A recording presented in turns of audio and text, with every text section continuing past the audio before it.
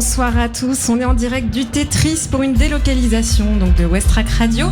On est en direct ce soir pour la soirée des Inouïs du Printemps de Bourges et surtout pour l'audition des 5 présélectionnés qui iront peut-être ensuite à Bourges donc en avril 2019. On a autour de la table les anciens volontaires en service civique de Westrack que vous avez entendus tout l'été. Bonsoir à vous. Bonsoir. Benjamin et Swazik. Et puis comme on est parti sur l'équipe des volontaires, eh bien on accueille les toutes nouvelles. Bonsoir à vous. Bonsoir. Est-ce que vous pouvez vous présenter un petit peu pour ceux qui ne vous connaissent pas encore? Alors moi je m'appelle Marie-Ange. On a débuté avec Léna. Il y a 3 semaines. On ne Elles se sont moque trop pas. vieux. Il y a 3 semaines, c'est tout frais, tout frais. Oui. Et alors du coup, on a surtout aussi autour de la table Mathieu. Bonsoir. Oh là là, quelle grosse voix. Ah, je l'ai fait très très Ouais. grave. Bon, Mathieu, vous le connaissez bien quand même, hein, vous l'entendez tous les jours sur les ondes de Westrack. Tous les après-midi à 14h, vous êtes sur Westrack Radio Autopromo. pour un nouveau voyage à travers la playlist musicale de Westrack Radio. Voilà, mais alors ce soir, t'es pas là en tant que Westrack, C'est vrai. t'es là en tant que antenne Haute-Normandie du Printemps de Bourges, enfin des Inouïs du Printemps de Bourges. C'est une de mes nombreuses casquettes, tout à fait Clémentine. Voilà, et donc là, on va t'interviewer, toi, ça va te changer un petit peu. Ah, j'étais pas du tout frais, j'ai rien préparé. Vous me prenez au dépourvu. Bon, alors les Inouïs du Printemps de Bourges, est-ce que tu peux nous dire un petit peu, parce qu'on connaît le festival du Printemps de Bourges, qui a lieu donc en avril tous les ans depuis une 30aine d'années déjà. C'est à peu près ça. Mais alors les Inouïs, qu'est-ce que c'est? Alors, les Inouïs, c'est un dispositif qui ressemble à une espèce de tremplin.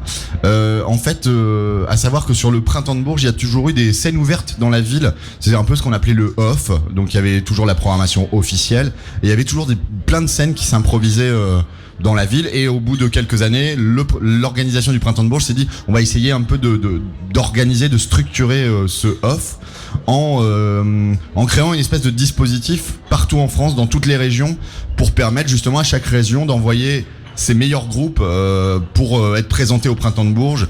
Et l'objectif est quand même d'être un tremplin professionnel, de présenter des groupes au Printemps de Bourges qui sont encore au stade de groupes de découverte et que peut-être après Bourges leur carrière va exploser. Et donc ça s'appelait les découvertes du Printemps de Bourges pendant de nombreuses années et c'est devenu les Inouïs du Printemps de Bourges depuis pas tant de temps que ça. Je crois que ça fait peut-être 5 ans que le nom a changé parce que maintenant tout le monde se prône de faire de la découverte. Donc pour se démarquer un peu des autres tremplins et des autres dispositifs, l'idée a été de trouver un nouveau nom qui s'appelait Inouïs du Printemps de Bourges, qui a pas mis tellement longtemps à être ancré, je pense, dans le cerveau des musiciens. D'accord. Et alors du coup, là ce soir, on a 5 artistes qui ont été présélectionnés par un jury régional. Alors on parle de Haute-Normandie encore, hein, la fusion ne s'est pas faite entre la haute et la basse. Comment ça s'est opéré cette sélection ? Alors en fait, effectivement, moi j'ai pour mission d'organiser le dispositif sur mon territoire, sur ma région, qui est l'ancienne Haute-Normandie, donc Seine-Maritime et Eure. Et donc j'ai pour mission de gérer un peu toutes les différentes phases. Et la première phase, c'est l'appel à candidature, donc qui a démarré mi-octobre jusqu'à début novembre, et dans lequel 80 groupes se sont inscrits. Après, j'avais pour mission de constituer un jury régional, donc avec des professionnels entre guillemets, c'est pas forcément, je vérifie pas que les gens sont tous salariés avec un bulletin de salaire, mais en tout cas les gens investis dans le milieu de la musique dans la région, avec une équation parfois un peu compliquée, c'est-à-dire avoir une représentativité territoriale, avoir une représentativité esthétique, avoir des grosses structures comme les SMAC, mais aussi des petites assos qui eux font aussi le travail au quotidien, avoir des médias, essayer d'être un peu dans la parité au niveau des genres. Enfin, l'équation est un petit peu compliquée, mais cette année on avait un très chouette jury constitué de 12 personnes. Je vais pas tous les citer parce que je pense que j'en oublierai et que la liste est disponible sur Facebook, et donc en fait le rôle de ce jury, c'est d'écouter les 80 dossiers et d'en sélectionner 5 pour jouer lors de l'audition régionale, qui est une espèce de première finale.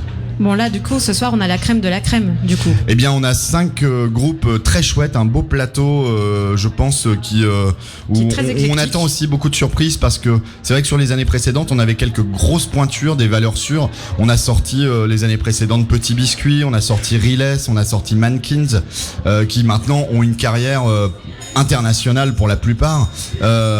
Cette année on est parti avec aucune évidence dans la sélection, en se disant bon ouais ça a l'air cool. Quelques groupes qu'on n'a jamais vus sur scène, donc c'est aussi pour nous ce soir l'occasion de voir sur scène ce que donnent ces groupes. Et puis voilà, c'est-à-dire que là à l'heure actuelle, d'habitude on a toujours un peu une espèce de peloton de tête, on se dit eux ça va le faire, et là vraiment ce soir tous les groupes, on espère beaucoup de surprises et on espère être surpris, et on va les citer. La soirée elle commence à 20h avec le duo folk Johnny and Rose. Ensuite il y aura un groupe qui s'appelle You, qui vient qui fait partie du collectif Les Vibrants Défricheurs à Rouen, pardon. Oula, oh là là, je vais me faire taper sur les doigts. Les Vibrants Défricheurs, et en fait You, la particularité c'est qu'il y a vraiment des consonances jazz dans leur musique. Et ça fait très très longtemps que j'ai pas vu un groupe comme ça sur les Inuits du Printemps de Bourges, donc c'est plutôt une bonne chose. Ensuite, on aura Denise, qui est un groupe plutôt dans un créneau chanson porté par Pauline Denise, qu'on connaît bien au Havre. Donc c'est la première fois en fait qu'elle fait un projet solo. On l'a vu jouer dans plein de groupes, et là elle fait son set solo accompagné de musiciens dans un registre chanson. Ça sera suivi par Teddy Binks, qui est un rappeur de Évreux, et au final les We Hate You Please Die de Rouen, qui eux sont dans un créneau punk rock, et je me trompe pas trop en disant qu'en ce moment ils ont grave le vent en poupe. Tout le monde, enfin ils créent une espèce d'adoration, je trouve, autour d'eux. C'est qu'à chaque fois qu'ils jouent quelque part, ça capitalise, et les gens font putain, c'est trop bien. Et donc on espère que ce soir ça sera vraiment à la hauteur de nos espoirs. Bon, alors du coup ce soir on va avoir à la fois des interviews des artistes qui vont se succéder sur scène, mais aussi la retransmission en direct des lives. Exactement. Voilà, et donc on devrait avoir dans pas longtemps normalement le live de Johnny and Rose. Bonne question. Normalement ça devrait déjà être lancé, mais on n'entend pas trop. Est-ce qu'on entend quelque chose ? Attends, on va peut-être ouvrir la porte pour vérifier que le concert a commencé. Il y a peut-être un petit peu de retard, peut-être quelques minutes. Oh, il est 20h03, ça va. Bon bah ça va. Du coup, la porte en bas n'est pas ouverte, donc je pense que le concert n'a pas commencé. Ah bah le concert n'a pas encore commencé. Mais en fait ça tombe bien parce que j'ai encore d'autres questions. C'est ce qui s'appelle meubler en radio. À te poser. Bon, moi j'ai quelques chiffres là sur les Inuits du Printemps de Bourges. Par exemple, chaque année ce sont près de 3000 artistes qui s'y inscrivent. Donc c'est quand même un tremplin assez prisé de la part des musiciens qui veulent se professionnaliser. C'est assez repéré, je pense, dans la scène musicale. Globalement, les groupes postulent. Moi, je suis très content en région. C'est que j'ai pas l'impression qu'il y ait des gens qui boudent ce dispositif, parce que dans d'autres régions, j'en parle avec mes homologues qui sont en antenne, des fois ils ont du mal à capter certaines scènes comme la scène électro ou la scène rap qui se dit on n'a pas notre place sur un dispositif comme ça. Nous en région ça va, on arrive à avoir autant des grosses pointures que des groupes de la scène vraiment hyper indé, et on essaye de faire des auditions à la hauteur de cette représentativité. C'est-à-dire que l'idée des Inuits, c'est pas de créer que des victoires de la musique, que des groupes qui auront une victoire de la musique dans la foulée. C'est aussi mettre en lumière des groupes de la scène régionale, mais si ce n'est que par exemple, parce que là tous les groupes qui jouent ce soir ne joueront pas à Bourges, c'est aussi le principe du tremplin. Sélection. Mais si on peut dans cette sélection mettre vraiment un coup de projecteur sur des groupes de la scène régionale en disant ces groupes cette année, nous on mise sur eux parce que on estime que c'est vraiment une sélection de qualité, et que ça va peut-être leur permettre du coup d'être reprogrammés derrière dans des festivals, dans des salles de la région. Et c'est aussi ça, cette audition elle a aussi vraiment pour objectif de mettre un coup de projecteur régionalement et après nationalement sur les groupes qu'on estime être les plus frais entre guillemets en 2019. Et alors quand tu parles justement de coup de projecteur au niveau national, parce que tu nous as dit tout à l'heure que y en avait qui derrière avaient fait des carrières qui maintenant jouent même au niveau international. Tout à fait. Qu'est-ce qui se passe à Bourges vraiment pour les groupes qui partent là-bas ? Alors, comment ça se passe ? Alors c'est vrai que parce qu'il y a encore une autre étape. Alors c'est vrai qu'on a des fois l'image de Bourges d'un grand chapiteau avec 7000 personnes devant. Les Inuits à Bourges, c'est pas ça. C'est-à-dire que les Inuits à Bourges, ça joue plutôt sur des créneaux en après-midi, dans des salles pas très grandes, des salles de 500 places, 1000 places, avec devant beaucoup de professionnels, parce qu'en fait le Printemps de Bourges a cet intérêt, c'est que c'est un rendez-vous dans l'année où les professionnels du milieu musical se rendent, que ça soit des tourneurs, des maisons de disques, des éditeurs, et des médias. Et en fait les professionnels sont très très attentifs à ce coup de projecteur qu'on va mettre sur 32 groupes.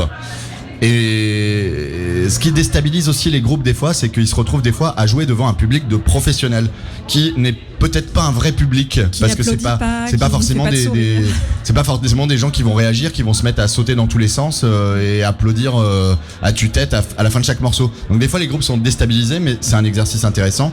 Par contre, si le concert est réussi, c'est quand même radicalement un gain de temps, parce qu'en fait le groupe va s'être présenté en public devant beaucoup de professionnels. Ça va lui éviter d'envoyer son disque à telle maison de disque, telle maison de disque, telle maison de disque. Tout le monde est là sur le moment à Bourges et ça peut faire gagner énormément de temps à un groupe, et ça peut aussi je dirais pas stopper des carrières, mais un concert réussi, un concert raté au Printemps de Bourges peut aussi handicaper un groupe qui après va avoir, parce que des fois les groupes ils vont faire un très bon concert et des fois ils vont passer un peu à côté de leur concert, que ce soit au Printemps de Bourges ou dans un baroir. Oui, c'est la loi de la nature. Mais un concert raté à Bourges, ça peut avoir une trace un peu indélébile dans la carrière d'un groupe. Voilà. D'accord. Bon, et alors du coup, quand est-ce qu'on aura le verdict? Parce que ce sera pas ce soir, donc ça va être hyper frustrant pour nous, on va vouloir savoir tout ça. C'est-à-dire que ce soir, en fait, les groupes jouent, il n'y a aucun gagnant à la fin de la soirée. Il n'y a pas l'annonce du lauréat à la fin de la soirée. En fait, en ce moment, toutes les auditions ont lieu en France. Je crois qu'il y a 25 auditions en tout qui ont lieu étalées sur 15 jours. Et en fait, dès la semaine prochaine, on se réunit toutes les antennes, donc mes homologues dans les autres régions, on se réunit tous à Paris et là on met tous nos groupes sur la table, c'est-à-dire les 150 qui actuellement jouent dans le cadre des auditions en France. Et on épluche ces 150 groupes, on les réécoute, on regarde des vidéos, on échange, on débat, on argumente, et à la fin, il en restera 32. D'accord. Donc c'est-à-dire qu'on est parti de 3000, ouais. Là on en est à 150, et à la fin il n'y en aura que 32. Donc l'entonnoir il est quand même assez gros. Voilà, quand on a réussi à être élu, lauréat inouï de l'année, on est passé à travers pas mal de filtres. Parce que je m'étends pas sur les modalités du jury à Paris, mais on va d'abord faire un jury par pool de régions. Donc on se réunit à 4 régions. De tous nos groupes d'auditions, on n'en sort que 8. Après, tous ces groupes qui sont sortis des pools rentrent dans la sélection nationale qui dure 2 jours. Non, c'est un truc. Moi, je l'ai fait plusieurs années, le jury national. C'est hyper dur, c'est même éprouvant esthétiquement, parce qu'il y a des fois tu défends un groupe et puis ça passe pas parce qu'il y a plus de place. En fait, il y a que 32 places et qu'il y a aussi 31 autres groupes mortels, et des fois tu défends un groupe bec et ongle et il passera pas, et voilà, ça crée des frustrations. Mais en même temps, c'est aussi le principe d'un tremplin ou d'un jury, quoi. Il y a forcément des frustrations qui existent, et bon, voilà. Okay. Est-ce que le concert est commencé, les filles? En fait, la salle est ouverte, mais j'entends pas encore de musique, donc je pense que le concert est pas de la folle commencé. Quand même. Ils sont en train de... Ah, bien joué. Alors moi je propose qu'il y ait quelqu'un qui est autour de la table. Mais sinon on continue à parler, hein. Moi je peux vous raconter plein de trucs. Comment ça se passe au niveau des modalités? Qu'est-ce qui fait qu'un groupe est choisi plutôt qu'un autre? Est-ce que c'est le concert, ça joue énormément dans le résultat final, ou est-ce que ça se base aussi sur autre chose? Alors j'ai envie de te dire les deux, mon capitaine, et oui et non. Parce qu'en fait le concert est important. Mais finalement le concert, j'ai déjà vu des groupes rater un peu leur concert aux auditions et être quand même sélectionnés à Bourges, parce qu'en fait l'audio est quand même important, et que l'idée de se dire qu'un groupe qui arrive avec une vraie créativité artistique sur disque et qui arrive pas à le reproduire tout de suite bien en concert, c'est pas grave, ça se travaille, et des fois ça peut aller très très vite, mais dès que la créativité elle est là, il y a le potentiel. Après, j'ai déjà vu des groupes jouer très très bien sur scène, mais disons que la virtuosité c'est un peu chiant. Enfin, c'est mon avis. Mais les groupes sont pas jugés sur leur virtuosité. Effectivement, avoir des qualités d'interprète, il y a pas de R, d'avoir des qualités d'interprète, évidemment, ça joue. Mais c'est les deux. C'est-à-dire, il faut qu'il y ait la matière.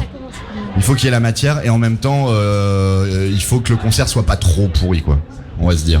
Et alors justement, en parlant de concert, le concert de Johnny and Rose a déjà commencé. Eh bien. Et donc du coup, on va peut-être aller écouter un petit peu ce qui se passe dans la salle. Est-ce qu'on entend ?